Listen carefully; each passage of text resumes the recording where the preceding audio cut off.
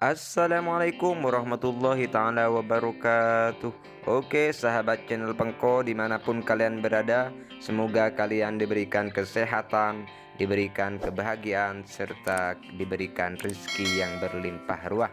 Amin amin ya robbal alamin. Oke sahabat channel Pengko, kali ini channel Pengko akan memberikan tutorial bagaimana caranya mengatasi HP yang tidak bisa membuka aplikasi YouTube. Sekarang kan sudah banyak ya HP-HP yang udah tipe lama itu sudah tidak bisa membuka YouTube. Alhasil membuat kita bingung untuk menonton video-video di YouTube. Nah, ini contohnya, ini sudah diperbarui ya, sudah diperbarui namun tetap tidak bisa. Dan juga di Play Store sudah tidak tersedia aplikasi YouTube-nya.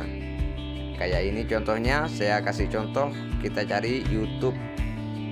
Kita cari, nah di sini sudah tidak tersedia untuk aplikasi YouTube. Memang untuk tipe-tipe lama sudah dihapus oleh pihak YouTube versinya. Jadi untuk tipe lama kita tidak bisa menonton video-video YouTube. Untuk cara mengatasinya agar kita bisa menonton video YouTube lagi, ya kita di sini cukup pergi ke Chrome, aplikasi Chrome. Nah di sini kita ada YouTube, lalu kita klik. Atau kalau tidak ada YouTube-nya, kalau tidak ada YouTube kayak gini, kita tinggal ketik www.youtube.com, maka akan keluar seperti ini.